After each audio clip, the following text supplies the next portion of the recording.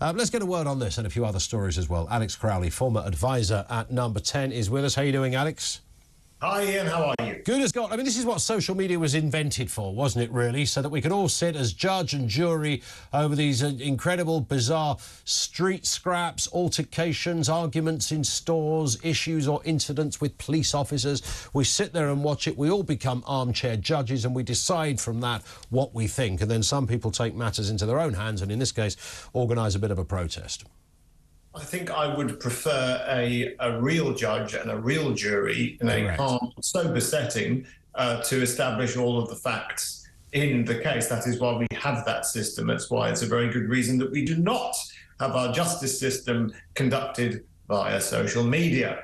Now, I'm not going to comment on the specifics of this case for precisely that reason. We have absolutely no idea what was really going on. Yep. We have lots of hearsay. We have a couple of clips of phone footage. But we have no context, and therefore, if we have no context, we cannot and should not rush judgment, particularly as this particular case could end up before a real judge and a real jury, so we shouldn't prejudice that. There is a broader point, however, about what's going on in London at the moment. I appreciate not all of our listeners are in London, but the amount of crime against businesses,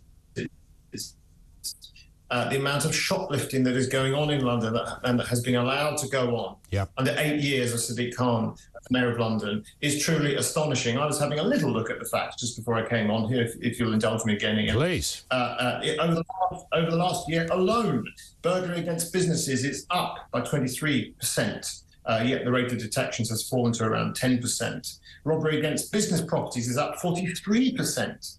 Shoplifting up by 19%. And violence with injury up as well. The detection rates on all of these are around about 10% or lower. So there is more crime happening, but there is less catching of the alleged perpetrators. Something very badly wrong is going on in London. A lot of people are looking at the situation and living their daily lives and seeing that they're thinking perhaps for the first time that the control on the streets is starting to be lost. And ordinary businesses are suffering and in a terrible economic environment. And that's due to 8 years of Sadiq Khan's mayor, frankly. Indeed, and I couldn't agree more certainly on that last point as well. And, you know, what we have, as you rightly say, Alex, without commenting on the specifics of this video, I would take a guess that this shop owner, like any other shop owner on a busy high street or a busy road, has been the victim of a lot of shoplifting over time. He sells hair and cosmetic products. That's an Aladdin's cave for many people.